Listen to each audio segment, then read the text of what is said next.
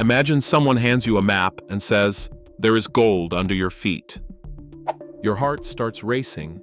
You picture jets, guards, gold bars, and your name whispered around billionaires. Because owning a gold mine sounds like owning a money printer inside a mountain. But here is the dark truth nobody puts on the brochure. A gold mine does not just produce gold.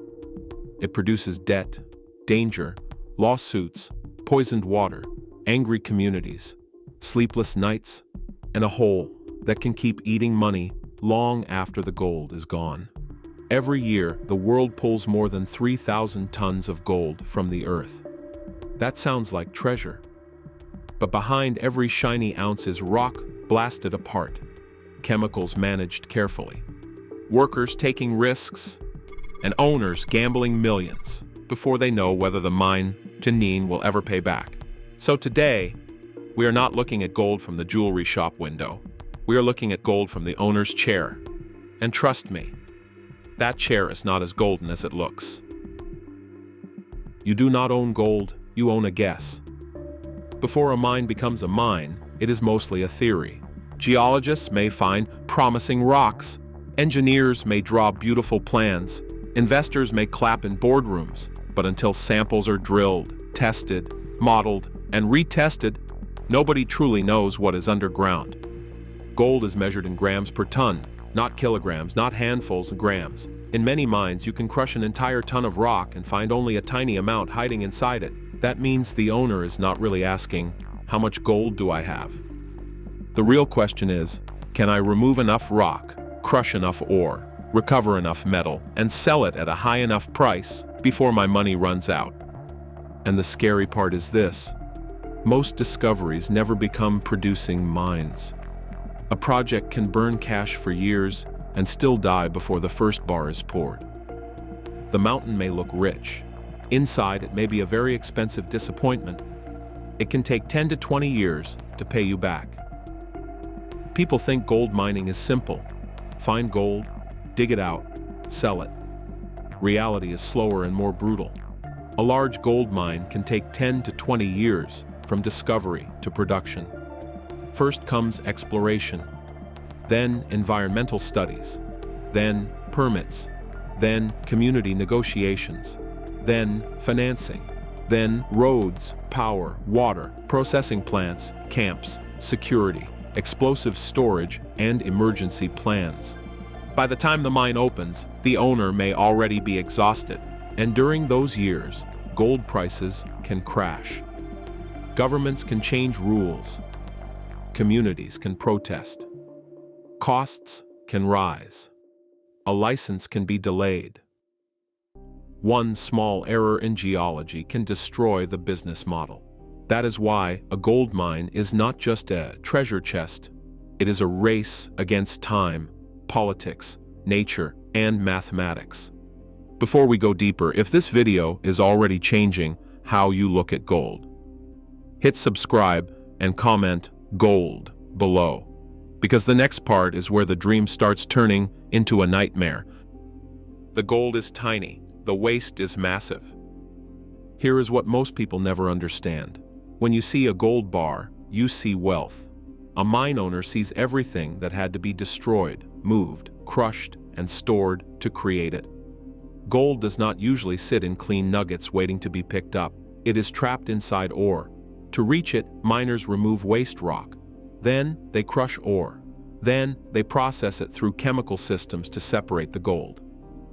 After the gold is removed, what remains is not harmless dust.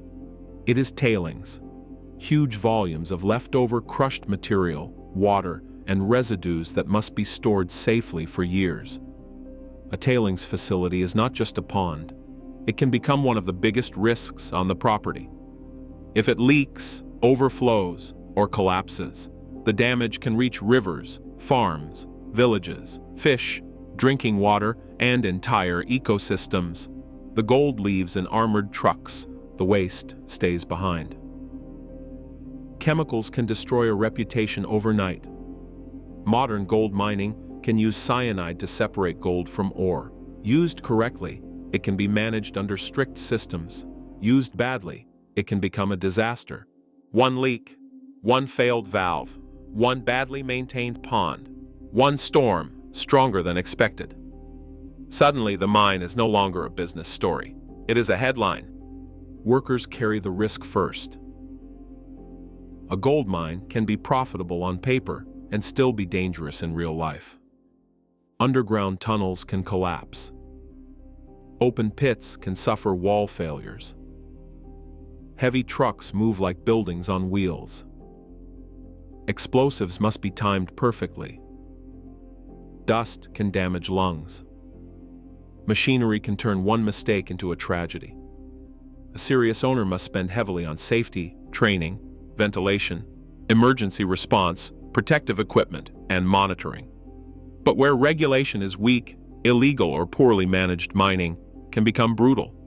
In some places, small-scale miners work without proper equipment. Children are drawn into hazardous labor, and workers handle toxic substances without understanding what those substances are doing to their bodies. So when someone says, "Gold made me rich," the uncomfortable question is, who carried the risk before the gold reached the vault? The community can make or break the mine. A mine is never just a mine. It sits on someone's land, near someone's water, beside someone's village, inside someone's memory. If the owner ignores that, the mine can turn into a battlefield. Communities may ask, who gets jobs? Who loses land? Who controls water? Who benefits when trucks leave full and return empty? What happens when the mine closes? What happens if our children get sick? These are not small questions. They are the difference between a mine that operates and a mine blocked by protests, lawsuits, and political pressure. The smartest owners know this. The local community is not an obstacle. The government and the market take their cut. Gold attracts governments because gold is money, power, and national resource all at once.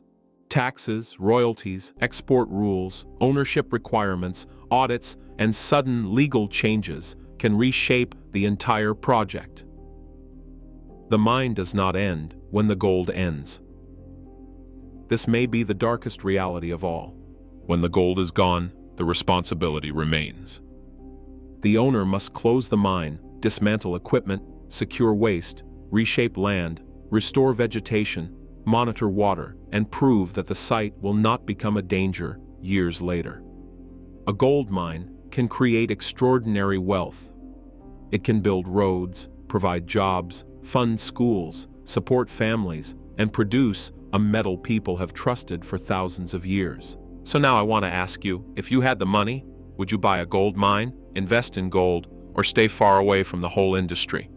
And if you enjoyed this breakdown, hit like, subscribe, and watch the next video, because we are revealing the hidden costs behind another luxury business that looks glamorous from the outside, but is brutally expensive behind the scenes.